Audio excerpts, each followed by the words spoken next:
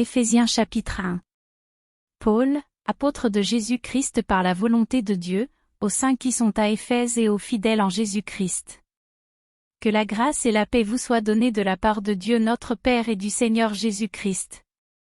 Béni soit Dieu, le Père de notre Seigneur Jésus-Christ, qui nous a bénis de toutes sortes de bénédictions spirituelles dans les lieux célestes en Christ.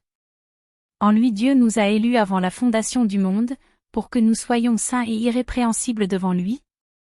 nous ayant prédestinés dans son amour à être ses enfants d'adoption par Jésus-Christ, selon le bon plaisir de sa volonté, à la louange de la gloire de sa grâce qu'il nous a accordée en son bien-aimé. En lui nous avons la rédemption par son sang, la rémission des péchés, selon la richesse de sa grâce, que Dieu a répandue abondamment sur nous par toute espèce de sagesse et d'intelligence, nous faisant connaître le mystère de sa volonté, selon le bienveillant dessein qu'il avait formé en lui-même, pour le mettre à exécution lorsque les temps seraient accomplis, de réunir toutes choses en Christ, celles qui sont dans les cieux et celles qui sont sur la terre. En lui nous sommes aussi devenus héritiers, ayant été prédestinés suivant la résolution de celui qui opère toutes choses d'après le conseil de sa volonté, afin que nous servions à la louange de sa gloire, nous qui d'avance avons espéré en Christ. En lui vous aussi, après avoir entendu la parole de la vérité, l'évangile de votre salut, en lui vous avez cru et vous avez été scellés du Saint-Esprit qui avait été promis, lequel est un gage de notre héritage, pour la rédemption de ceux que Dieu s'est acquis, à la louange de sa gloire.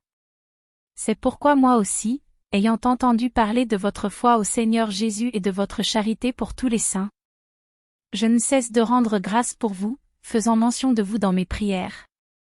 afin que le Dieu de notre Seigneur Jésus-Christ, le Père de gloire, vous donne un esprit de sagesse et de révélation, dans sa connaissance, et qu'il illumine les yeux de votre cœur, pour que vous sachiez quelle est l'espérance qui s'attache à son appel, quelle est la richesse de la gloire de son héritage qu'il réserve aux saints,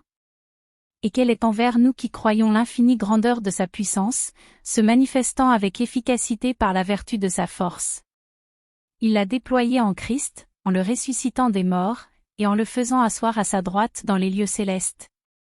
au-dessus de toute domination, de toute autorité, de toute puissance, de toute dignité, et de tout nom qui se peut nommer, non seulement dans le siècle présent, mais encore dans le siècle à venir. Il a tout mis sous ses pieds, et il l'a donné pour chef suprême à l'Église,